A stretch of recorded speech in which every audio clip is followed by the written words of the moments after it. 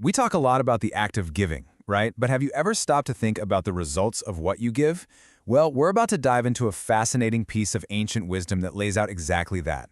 It's kind of like a spiritual cause and effect for generosity. It all boils down to a question people have been asking for centuries. What is the single best thing to give? I mean, if you really want to make the biggest impact, what's the most meaningful thing you can possibly offer? The teaching we're exploring today has a very clear, and maybe even surprising, answer. So this isn't just about getting that warm, fuzzy feeling. We're actually looking at a structured breakdown from a classic Buddhist teaching. It presents this clear hierarchy of giving. It starts with the simple, tangible stuff and builds to something, well, something truly profound. Let's get started. All right, we're going to start with a category we all know best: physical, tangible gifts. According to this teaching, these basic acts of giving don't just have random outcomes. Nope, they are said to bring about very specific and direct results for you, the giver. First on the list, food. The teaching says that when you give food, you're giving nourishment and energy. So what's the result that comes back to you? Strength. It's this beautiful, direct parallel, isn't it? The sustenance you provide returns to you as your own physical power and vitality. Okay, next up, what about giving clothing? This teaching connects that act with receiving beauty.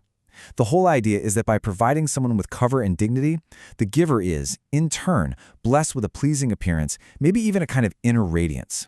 Now, this one is really interesting.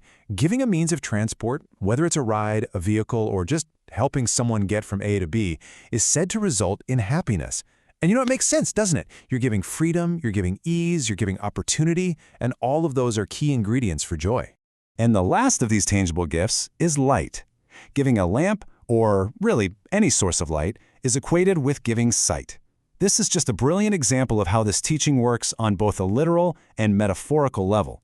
You provide the ability to see in the dark, and in return, you're said to receive the gift of clear vision. So, we've seen these specific one-to-one gifts, but now the teaching takes a major step up. It introduces a single gift that's considered so complete, it contains all the others we've just talked about. Just think about that for a second. Giving lodging, a place of shelter, is seen as giving everything.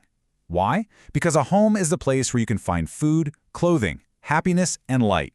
By providing that one space, you make all other forms of material well-being possible. It's literally the foundation for everything else.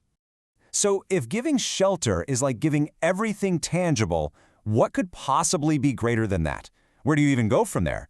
Well, this is where the teaching makes its final, most important leap, moving completely beyond the physical world to a gift that is said to transcend life itself. And here it is, the ultimate gift, the giving of Dharma.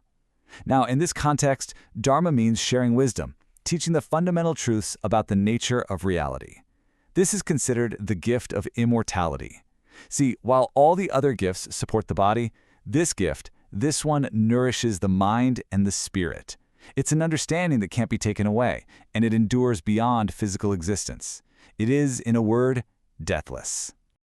So let's just quickly recap this really elegant structure. We start with tangible gifts that bring specific worldly rewards. We then move up to the all-encompassing gift of shelter, which basically provides the foundation for all material needs. And finally, we arrive at the ultimate gift, sharing wisdom, which offers something that lasts forever.